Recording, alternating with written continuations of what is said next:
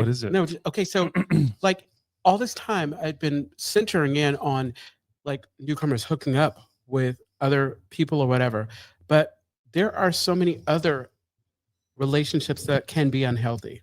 And I've been in them where I've had friendships or people that, you know, I was so close to. They were in my tribe in the beginning, and then they relapsed or whatever the situation was.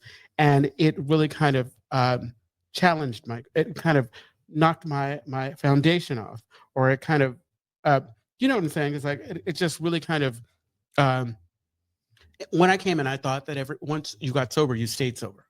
I didn't realize that there was more to it and that there was more work in it.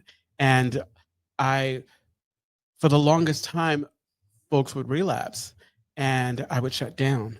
And it made it hard to open up to people because I was making their experience more about me, you know, and not really kind of allowing people to, you know, I didn't have any information, any truths, any facts around me relapsing over somebody else relapsing, but I was in fear, and it took a really long time to not be there.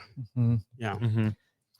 You know, did you have something, Benji? Well, it's interesting because I've heard a lot of different advice given to folks who are in early recovery, whether it is to get really connected with other people who are in early recovery, or specifically not to do that, just because of how many people will relapse and how difficult that can be. And so there's different like schools of thought out there on like what's the right thing to do. I think ultimately it's going to be a personal decision, but there's definitely a risk there. Yeah, of getting really close to someone and then, you know, they relapse and the kind of impact that has on you.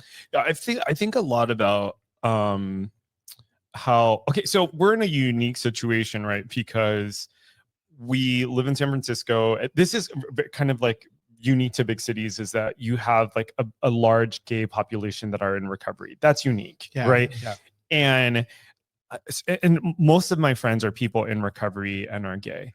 And I sometimes wonder, like, what have I normalized as a result of being in these kind of like clusters that isn't actually quite helpful, right? So one of the things that I think about is like, there are a lot of volatile personalities, right? You know, like just this past weekend, a dear friend felt triggered by something that happened on the trip. And my instinct was to like take that on. I became like really codependent and I started to like think about them a lot. Or I think about like getting close to newcomers, like you said, that go out and how that has an impact on me. And so sometimes I wonder, like, you know, is this like, is it always healthy to be around a bunch of people who are not healthy? You know what I mean? And that's just like an open question. I'm not saying that like I don't want to hang out with sober people because I love my community. And sometimes I wonder, I'm like, are we hurting each other? You know, especially when we talk about how, you know, a lot of people go out on relationships. And at the same time, I think we're also learning I should speak for myself. I am constantly learning how to be in relationship by being in relationship with other people in recovery. Absolutely.